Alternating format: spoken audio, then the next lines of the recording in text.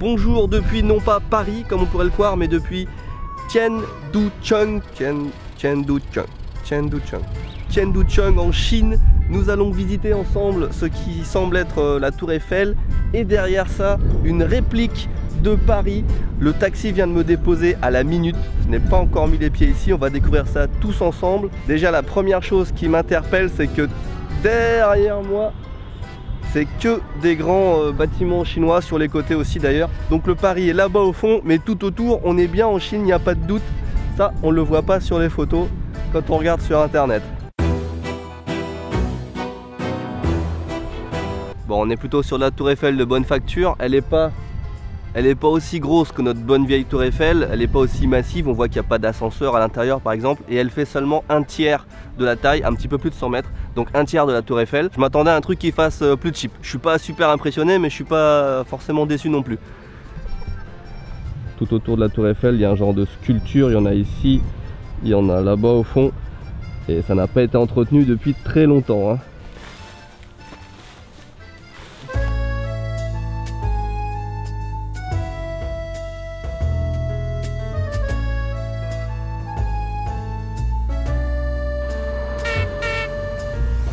Vous allez peut-être me dire, une tour Eiffel, bon d'accord, mais c'est pas de ça qui fait de cet endroit un faux Paris. Eh bien il n'y a pas que la tour Eiffel ici. Si vous regardez derrière moi, il y a énormément de bâtiments de style français. Et il y a plein de petits détails aussi, regardez ces lampadaires, ces réverbères, tout ça est inspiré de France. Et sur le papier, il y a 31 km² de bâtiments d'inspiration parisienne. Ça me paraît énorme. Il y a assez de logements dans ces immeubles derrière moi pour accueillir en théorie 10 000 personnes. Alors comme bien souvent, une fois que j'arrive quelque part, je me rends compte que ce que je vois sur place, ça n'est absolument pas ce que j'ai lu sur internet, vu dans la presse ou à la télé. Je suis pour le coup absolument étonné. Tous les articles que j'ai vus sur ce quartier le vendent comme un échec commercial énorme.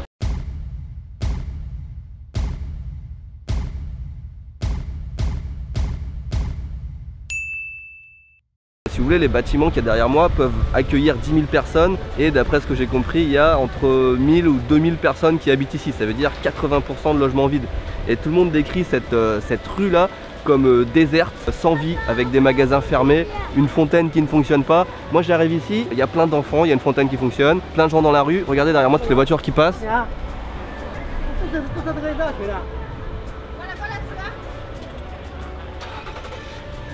Je m'attendais à trouver une ville, mais vraiment genre presque un Excite quoi, quand j'ai vu les articles. Et ben, non, pas du tout, hein, c'est même le contraire.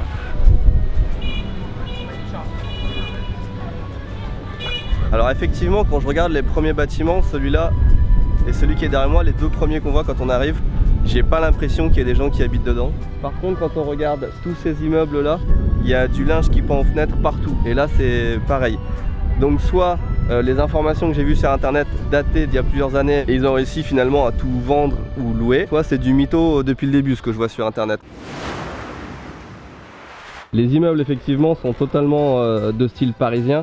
De loin on pourrait presque s'y croire, mais toutes les devantures de magasins sont en chinois. On est vraiment, quand on est au rez-de-chaussée, on est vraiment en Chine, on peut pas se tromper, hein. Alors je veux bien croire que tous les appartements n'ont pas été loués, achetés, on voit clairement qu'il y a encore du vide par-ci par-là. Pareil, il reste encore quelques emplacements pour les magasins, mais de là à dire que 80% des logements sont vides et qu'il n'y a quasiment pas de magasins d'ouverts, ça me paraît hallucinant. Il y a de ça 3 jours encore, j'étais à Paris, donc ça me fait vraiment bizarre d'être ici, je trouve ça vraiment réussi. Et ce qui m'étonne encore plus, alors c'est déjà la grandeur, parce que je m'attendais pas à ce que ce soit aussi étalé, mais surtout qu'il n'y ait pas un seul touriste. Je suis le seul touriste non chinois de tout le truc. Bah, ça m'arrange hein, qu'il n'y ait personne autour, je trouve ça plus kiffant, je peux prendre des plus beaux plans avec la caméra. Mais pourquoi personne ne vient là, quoi, je veux dire, mystère.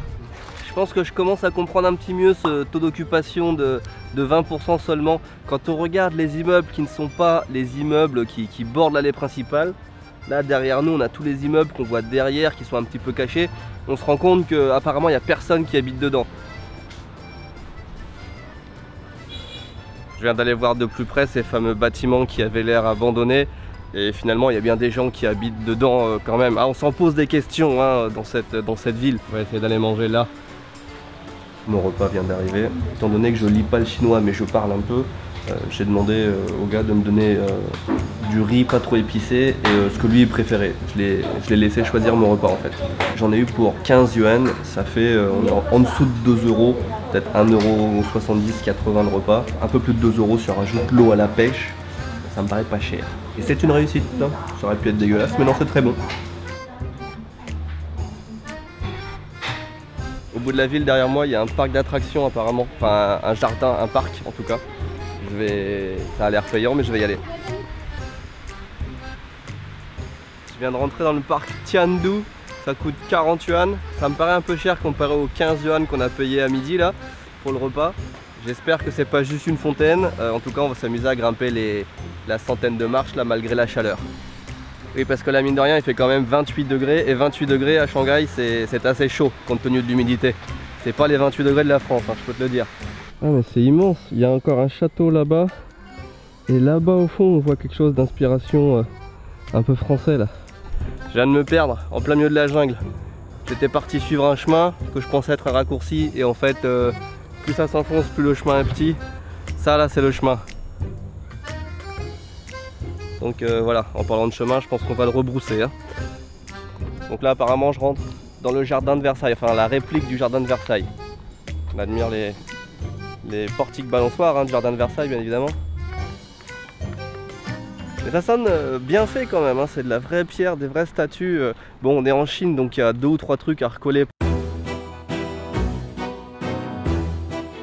Mais c'est quand même relativement solide et pas mal entretenu, hein. Faut l'avouer.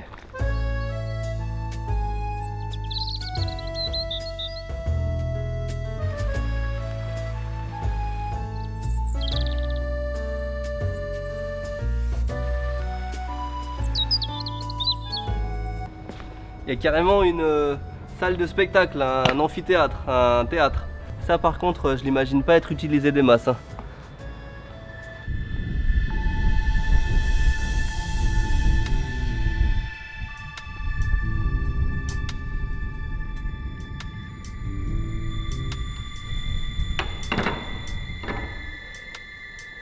C'est pas très français ça.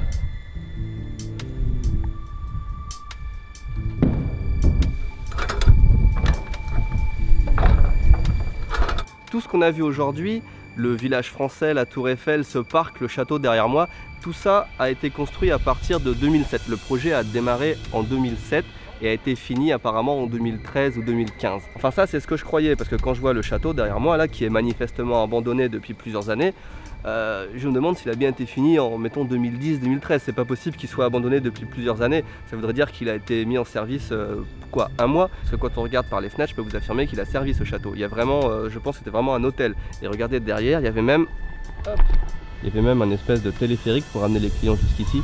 Et il est tout rouillé. Alors je sais pas, dites-moi ce que vous en pensez. Si vous trouvez plus d'informations, je chercherai un peu plus de mon côté, mais c'est difficile de trouver des infos sur ce lieu. Il y a apparemment assez peu de personnes qui viennent le visiter, enfin peu de personnes qui viennent le visiter avec un regard assez objectif.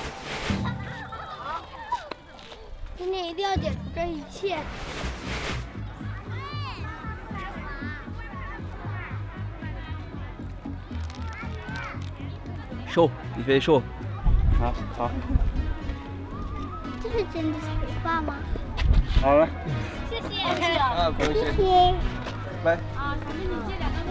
Au final, c'est moi le monument le plus photographié de tout le parc en fait.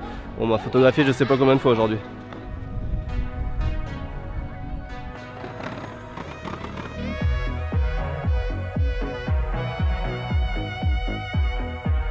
J'étais parti pour faire voler le drone, je me suis dit que c'était un petit peu l'endroit idéal. En fait, j'étais venu quasiment que pour ça, hein. C'était mon but de faire voler le drone au-dessus du Faux Paris.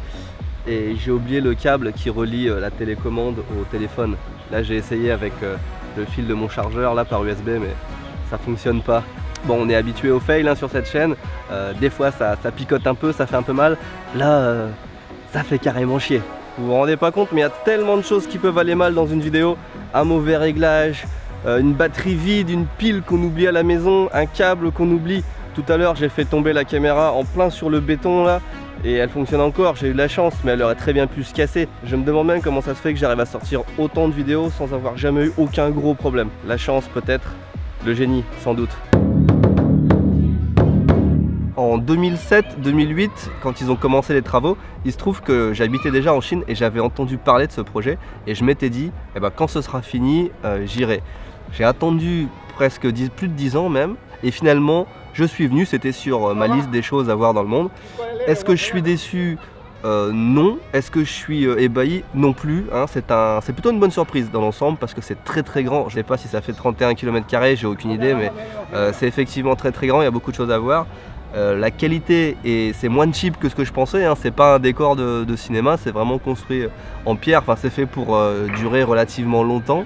Après voilà, à part se balader, il n'y a rien d'exceptionnel. Le mec qui est derrière moi est en train de se prendre en photo avec moi, sa copine, et là elle me prend en photo tranquille. C'est comme ça que ça s'est passé toute la journée. Je vous laisse là-dessus, je le laisse finir de prendre sa photo et puis on va y aller. Allez, ciao!